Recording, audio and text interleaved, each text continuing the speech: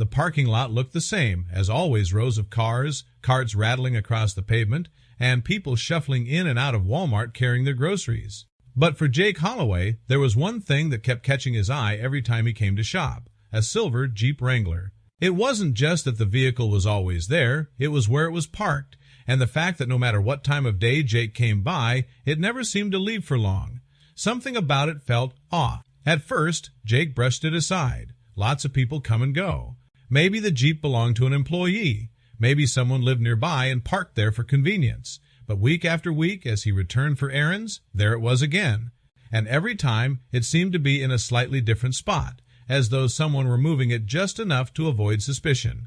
Jake couldn't ignore it anymore. Then, one afternoon, as he was walking past, he spotted something in the back window that made him stop cold. A small decal, and "I served in Iraq" sticker. Suddenly, the puzzle began to take shape in his mind. Whoever was living in that Jeep wasn't just down on their luck. They were a veteran. Someone who had worn the uniform, risked their life, and fought for freedoms most people take for granted. Jake wrestled with what to do. He didn't know the driver, didn't know their story. But he felt a pull stronger than curiosity. It was a sense of responsibility. After standing there for a moment, he took a deep breath, walked up to the Jeep, and tapped on the window. Inside, a tired man stirred. His name was Nick. At his side, a loyal boxer dog lifted its head, eyes bright but weary. Jake introduced himself, trying to break the ice with a simple compliment. "I like your Jeep," he said. Nick smiled faintly and replied that he liked Jake's Toyota, but the conversation quickly turned deeper. Nick admitted that times had been unbearably hard. When he came home from overseas, he didn't return to the life he had dreamed of. His marriage had collapsed, his wife had left, and with her went the sense of stability he thought was waiting for him. All he had left was the Jeep and his dog, his only constant companion. For weeks, the vehicle had been more than just transportation, it was their home. Jake listened as Nick told him he had just landed a job with the Department of Transportation. But the first paycheck hadn't arrived yet, and in the meantime, he was broke. So broke that he had even begun selling off parts of his Jeep just to scrape together enough money for food. It broke Jake's heart. This wasn't just a man living out of his car. This was someone who had served his country, someone who had given years of his life to duty and sacrifice, and now found himself left behind. Jake couldn't shake the thought. This could have been anyone's brother, father, or son. As Nick spoke, the boxer dog nudged closer to him, as if sensing his pain. Jake realized the animal was as much a victim of the hardship as Nick was. They were surviving together, loyal to one another, when the world seemed to have turned away. Jake went home that night with a heavy heart. He couldn't just ignore what he had learned, so he decided to do something about it. He sat down at his computer, wrote out Nick's story, and posted it online with a heartfelt plea. If you see him, out of the kindness of your heart, do something nice for him or his best friend. A few bucks, a gift, some dog food. That's my request. It makes me sick to see a soldier on the street. What Jake didn't realize in that moment was that his post would ignite something far bigger than himself. Within hours, the story spread. And soon, strangers from all over Altoona and even beyond began to show up at that Walmart parking lot with open hearts and full hands. But what happened next went far beyond Jake's expectations. The next time Jake drove past the Walmart, he couldn't believe his eyes. Where there had once been a lonely Jeep Wrangler with a man and his dog huddled inside, now there were people, lots of people. Some carried grocery bags, others had envelopes in their hands. A few knelt down to pet the boxer, giving him treats and food. The story had gone viral, and the people of Altoona were answering the call.